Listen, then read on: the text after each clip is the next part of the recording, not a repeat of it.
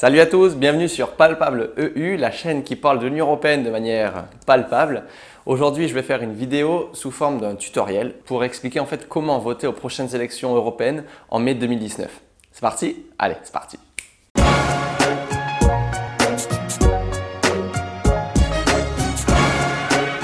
Première étape, se poser les bonnes questions. À quoi ça sert le Parlement européen?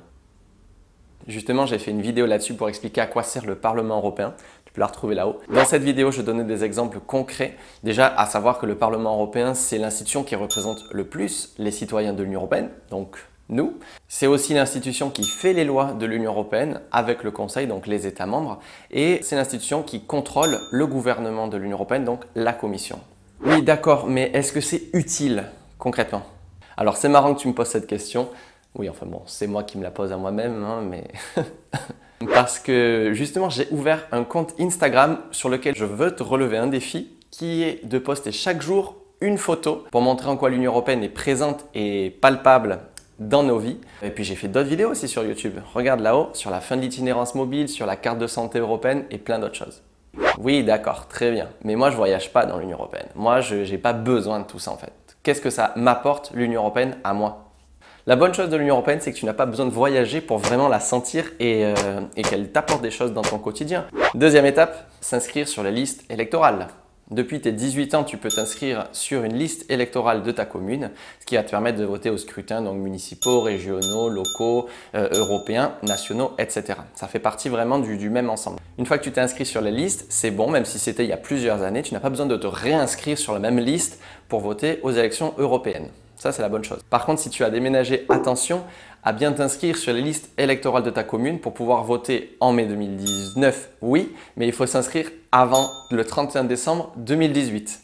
Deux dates quand même très importantes. Autre info importante, depuis 1994, les citoyens européens peuvent voter dans tous les États membres de l'Union européenne. Et même s'ils n'ont pas la nationalité de cet État membre, le fait d'être résident dans cet État leur permet de pouvoir voter soit sur la liste de l'État où ils sont résidents, soit de leur État d'origine. C'est très important par contre de voter pour une liste ou l'autre. C'est vraiment interdit de voter dans les deux listes. Ça peut se comprendre en même temps. Dans le cas de vouloir voter pour la liste de son état de résidence, par exemple moi c'est l'Espagne, il faut que je me rapproche de la mairie de la ville où j'habite, en l'occurrence Barcelone. Par contre, si je veux voter pour les listes françaises, alors il faut que je me rapproche du consulat français à Barcelone pour pouvoir m'inscrire sur la liste consulaire et du coup voter à Barcelone, oui, mais sur la liste française.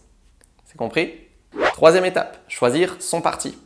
Le Parlement européen est actuellement composé de 8 groupes qui rassemble en fait les différents partis, qui s'associent en fait par affinité politique. Donc on retrouve les conservateurs, les socialistes, les libéraux, les écologistes, etc. qui sont issus des différents États membres et qui siègent ensemble, donc pas par État mais par idéologie, dans le Parlement européen.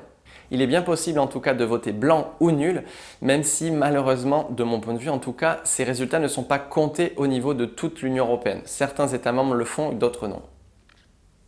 Il y a un chiffre par contre qui est bien connu, c'est l'abstention qui ne fait d'ailleurs que grandir entre chaque élection. C'est peut-être aussi d'ailleurs un peu pour ça que je fais cette vidéo, pour faire connaître le Parlement européen, faire connaître les élections et j'espère en tout cas à mon niveau pouvoir vous donner envie de vous déplacer et de voter parce que c'est l'institution encore une fois qui nous représente. Donc pour avoir un mot à dire, c'est une bonne stratégie que de pouvoir avoir un député au Parlement européen. Quatrième étape.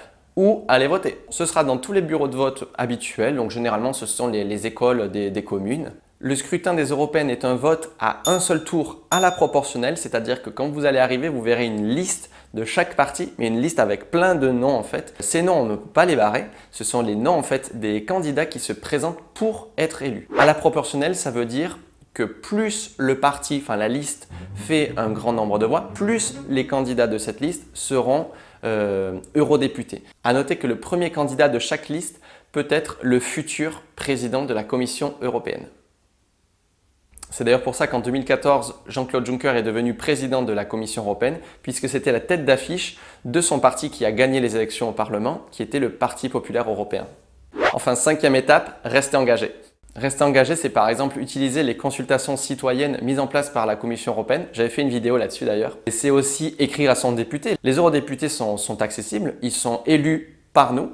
par le peuple. Donc il est très facile en fait d'avoir leurs coordonnées en allant sur le site du Parlement européen et rien n'empêche donc de leur écrire, de leur faire des propositions, de leur dire parfois notre mécontentement. Et enfin pour rester engagé, quoi de mieux peut-être que de s'abonner à Palpable EU. Il y a un bouton rouge juste en dessous de cette vidéo, abonne-toi, comme ça tu verras en fait toutes les prochaines vidéos. Avant de te quitter, j'ai juste une dernière question. Sais-tu quel est l'État membre de l'Union européenne le plus peuplé? C'est quand même important parce que plus le pays est peuplé, plus il y a de représentants au Parlement européen. N'hésite pas à mettre un j'aime, à partager cette vidéo tout autour de toi, à commenter et à t'abonner à la chaîne. À très bientôt. Ciao!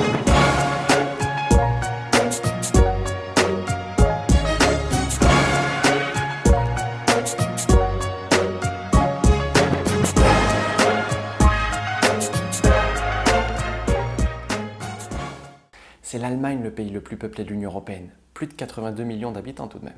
Auf Wiedersehen!